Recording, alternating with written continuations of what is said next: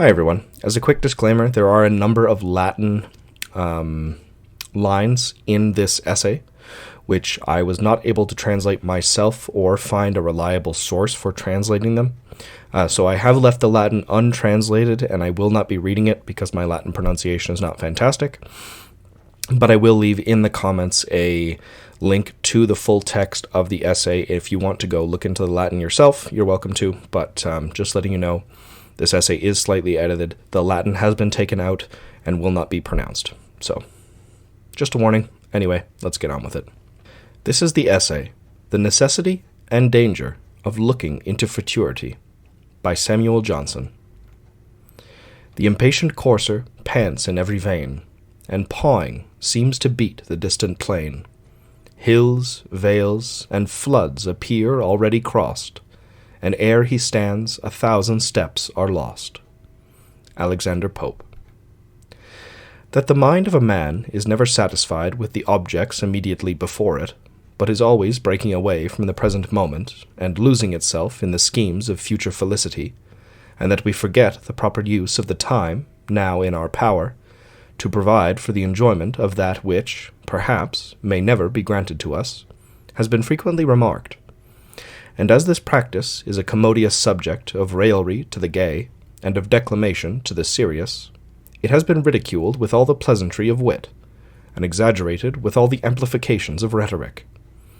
Every instance by which its absurdity might appear most flagrant has been studiously collected.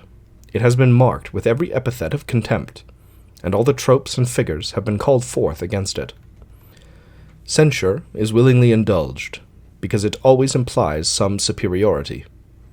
Men please themselves with imagining that they have made a deeper search, or a wider survey, than others, and detected faults and follies which escape vulgar observation. And the pleasure of wantoning in common topics is so tempting to a writer that he cannot easily resign it. A train of sentiments generally received enables him to shine without labor, and to conquer without a contest.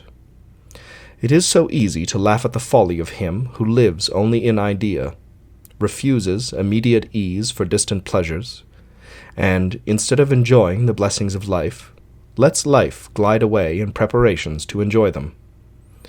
It affords such opportunities of triumphant exultation to exemplify the uncertainty of the human state, to rouse mortals from their dream, and to inform them of the silent celerity of time, that we may believe authors, willing rather to transmit than examine, so advantageous a principle, and more inclined to pursue a track so smooth and so flowery than attentively to consider whether it leads to truth. This quality of looking forward into futurity seems the unavoidable condition of a being whose motions are gradual and whose life is progressive. As his powers are limited, he must use means for the attainment of his ends, and intend first what he performs last. As by continual advances from his first stage of existence, he is perpetually varying the horizon of his prospects. He must always discover new motives of action, new excitements of fear, and allurements of desire. The end, therefore, which at present calls forth our efforts, will be found, when it is once gained, to be only one of the means to some remoter end. The natural flights of the human mind are not from pleasure to pleasure, but rather from hope to hope. He that directs his steps to a certain point must frequently turn his eyes to that place which he strives to reach. He that undergoes the fatigue of labor must solace his weariness with the contemplation of its reward.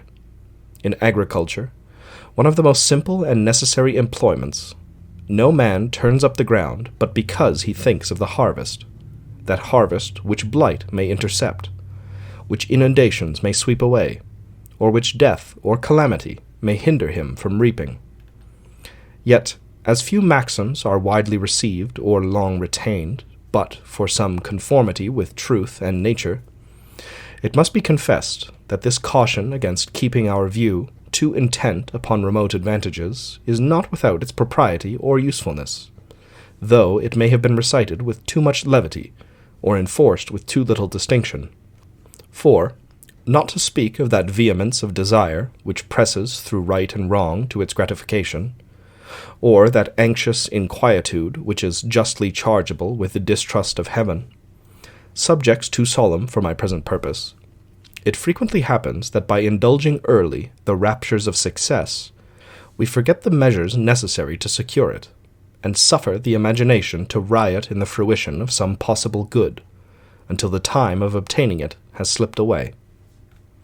There would, however, be few enterprises of great labor or hazard undertaken, if we had not the power of magnifying the advantages which we persuade ourselves to expect from them.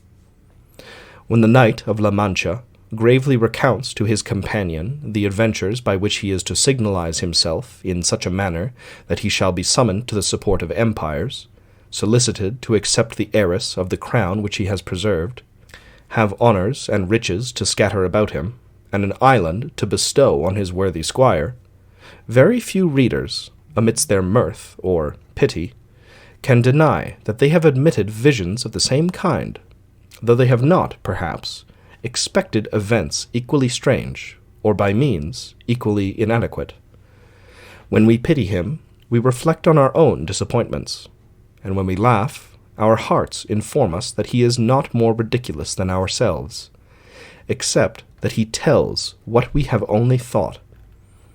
The understanding of a man naturally sanguine may, indeed, be easily vitiated by luxurious indulgence of hope, however necessary to the production of everything great or excellent, as some plants are destroyed by too open exposure to the sun which gives life and beauty to the vegetable world. Perhaps no class of the human species requires more to be cautioned against this anticipation of happiness than those that aspire to the name of authors. A man of lively fancy no sooner finds a hint moving in his mind than he makes momentous excursions to the press and to the world, and, with a little encouragement from flattery, pushes forward into future ages and prognosticates the honours to be paid him, when envy is extinct and faction forgotten, and those whom partiality now suffers to obscure him shall have given way to the triflers of as short duration as themselves. Those who have proceeded so far as to appeal to the tribunal of succeeding times are not likely to be cured of their infatuation, but all endeavors ought to be used for the prevention of a disease for which, when it has attained its height, perhaps no remedy will be found in the gardens of philosophy, however she may boast her physic of the mind, her cathartics of vice, or lenitives of passion. I shall, therefore, while I am yet but lightly touched with the symptoms of the writer's malady, endeavour to fortify myself against the infection, not without some weak hope, that my preservatives may extend their virtues to others, whose employment exposes them to the same danger. Is fame your passion? Wisdom's powerful charm, if thrice read over, shall its force disarm. Francis. It is the sage advice of Epictetus that a man should accustom himself often to think of what is most shocking and terrible, that by such reflections he may be preserved from too ardent wishes for seeming good, and from too much dejection in real evil. There is nothing more dreadful to an author than neglect, compared with which reproach, hatred, and opposition are names of happiness. Yet this worst, this meanest fate, everyone who dares to write has reason to fear. Go now, and meditate thy tuneful lays. Elphinston. It may not be unfit for him who makes a new entrance into the lettered world, so far to suspect his own powers, as to believe that he possibly may deserve neglect, that nature may not have qualified him much to enlarge or embellish knowledge, nor sent him forth entitled by indisputable superiority to regulate the conduct of the rest of mankind, that, though the world must be granted to be yet in ignorance, he is not destined to dispel the cloud, nor to shine out as one of the luminaries of life. For this suspicion, every catalogue of a library will furnish sufficient reason, as he will find it crowded with names of men who, though now forgotten, were once no less enterprising or confident than himself, equally pleased with their own productions, equally caressed by their patrons, and flattered by their friends. But though it should happen that an author is capable of excelling, yet his merit may pass without notice, huddled in the variety of things, and thrown into the general miscellany of life. He that endeavors after fame by writing solicits the regard of a multitude fluctuating in pleasures, or immersed in business, without time for intellectual amusements. He appeals to judges who are prepossessed by passions, or corrupted by prejudices, which preclude their approbation of any new performance. Some are too indolent to read anything until its reputation is established. Others are too envious to promote that fame which gives them pain by its increase. What is new is opposed, because most are unwilling to be taught, and what is known is rejected, because it is not sufficiently considered that men more frequently require to be reminded rather than informed. The learned are afraid to declare their opinion openly, lest they should put their reputation in hazard. The ignorant always imagine themselves giving some proof of delicacy when they refuse to be pleased, and he that finds his way to reputation through all these obstructions must acknowledge that he is indebted to other causes besides his industry, his learning, or his wit.